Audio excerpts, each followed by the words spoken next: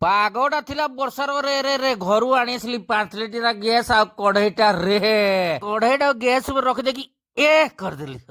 ତାପରେ ଅମୁଲ ଆଉ କଦଳୀଟା ଦେଖି ପାରୁଥିବେ ରେ ଆହା ପାଣି ଦେଇ ଦେଇକି କରେଇରେ ଅମୁଲଟାକୁ କାଟିକିରି ଗରମ କରିଦେଲି ରେ ମାନେ ପୁରା କ୍ଷୀର ଭଳିଆ କରିଦେଲି। ଓହୋ ଅଲଗା ଟାଇପର ଅମୁଲ ପିଇବାକୁ ମତେ ବେଶୀ ବହୁତ ବଢିଆ ଲାଗେ ରେ ରେ ରେ ତାପରେ ଗରମ କରୁ କରୁ କିସ ମନଟା ହେଲାରେ କଦଳୀ ତିନିଟାକୁ ପିଚ୍ ପିଚ୍ ପିଚ୍ ପିଚ୍ କିରି କାଟି ଦେଇକିରି ଚୁପା ଛଡେଇ ଦେଇକିରି ରେ ରେ ରେ ଅମୁଲଟା ସାଙ୍ଗରେ ଗରମ କରି କରି ମିଶେଇ ଦେଲି ରେ ତାପରେ ପୁରା ଘାଣ୍ଟିକିରି ବହଳିଆ କରିଦେଲି ଅମୁଲ ସାଙ୍ଗରେ କଦଳୀ ତିନିଟା ପୁରା ଫ୍ଲେଭରଟା ପୁରା କଦଳିଆ କଦଳିଆର ବାସ୍ନାଟା ଆସିଗଲାଣି ଅମୁଲଟାରେ ବି ସର ପଡ଼ିଗଲାଣି। ତାପରେ ତ ମଟନ କଲିଜା ଆଉ ଚର୍ବି ଟିକେ ବାହାର କରିଦେଲି ରେ ଆଉ ତାପରେ କଲିଜା ଆଉ ଚର୍ବିଟାକୁ କଦଳୀ ଆଉ ଅମୁଲ ଭିତରେ ପୁରା ଗରମ କରିଦେଲି। ତା ସାଙ୍ଗରେ ମିଟ୍ ମସଲା ଟିକେ ଗରମ ମସଲା ଟିକେ ଛିଞ୍ଚି ଦେଲି ରେ